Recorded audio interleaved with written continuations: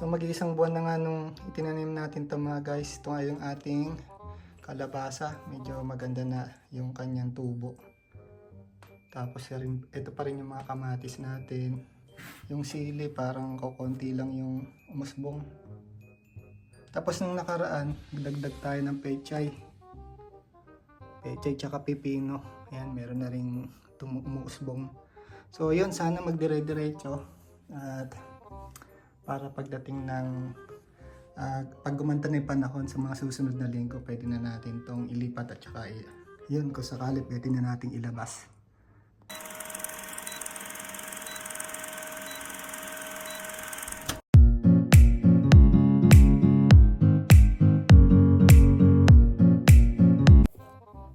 So yun nga mga guys, nakita nyo yung update ng ating mga punla after 1 month ng simula nang magtanim tayo. Nakakatuwang makita kasi nagpapakita na sila ng buhay. Ibig sabihin nabubuhay sila.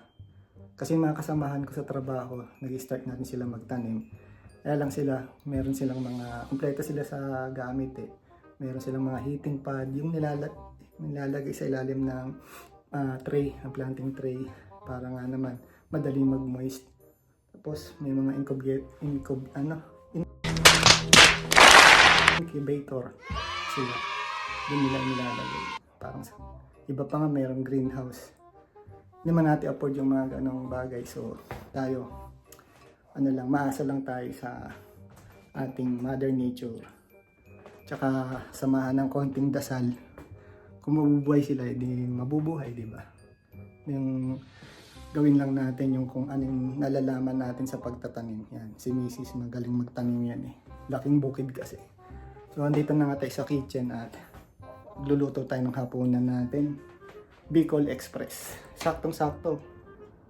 Naglulusaw kasi sa labas yung mga niebe o yung snow. So gusto nila maanghang. So pagluto natin sila ng Bicol Express. At ayun nga, andito tayo ngayon sa ating kitchen at 7:30 ng gabi. O mga guys, gabi na dito sa amin eh. Pero may araw o may liwanag pa, 7:30 na ng gabi. So dito nga tayo at magluluto tayo ng hapunan namin, Bicol Express. Gusto nila kasi maanghang. Medyo may malamig kasi, kailangan ng pampainit. So ayun nga, ang aming maliit na bakuran at naglulusaw na yung snow. Sana nga magdire-diretso na hanggang next week or tuloy-tuloy na hanggang makarating ng summer para naman magawa na natin yung ating project kasi ko dito guys, maglalagay ako ng shed para embaka ng ating mga gulong at saka mga garden tools.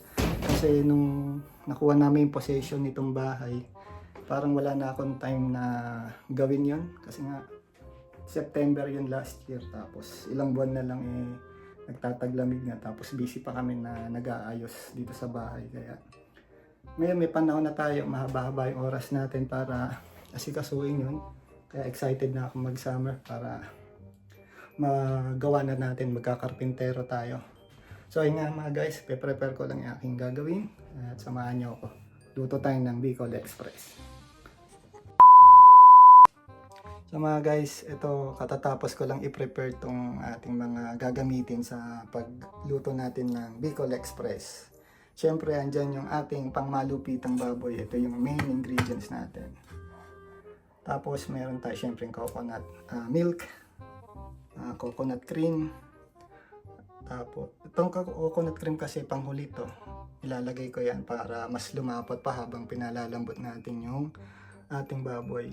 Siyempre may cooking oil, panggisa, shrimp paste o yung bagong alamang. Ito nga pala, siyempre yung luto na kasi wala naman nabibili dito sa Canada nung kagaya nung nabibili natin sa mga palengke sa Pilipinas. Siyempre maraming sibuyas, maraming bawang, konting siling pula para naman hindi ganon kaanghang.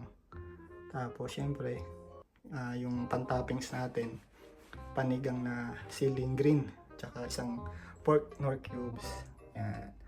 So yun, lutuin na natin ang ating pangmalakasang Bicol Express. Painitin muna natin tong mantika sa medium heat. Tapos lagay natin tong pagka medyo mainit na yan. Yan. Pwede natin lagay yung ating cooking oil. Konti lang muna. Kasi magmamantika rin naman yung ating baboy. So, konti lang muna.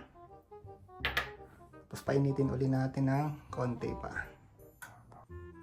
So, kapag nga natansya na natin na medyo okay na yung mantika, pwede na nating ilagay or gisa yung ating bawang at sibuyas. Kung may luya sana, okay din. Naglalagay din kasi ako ng luya, kaya lang wala kaming luya dito sa bahay. Kaya, yun. Hindi ko na siya nilagyan.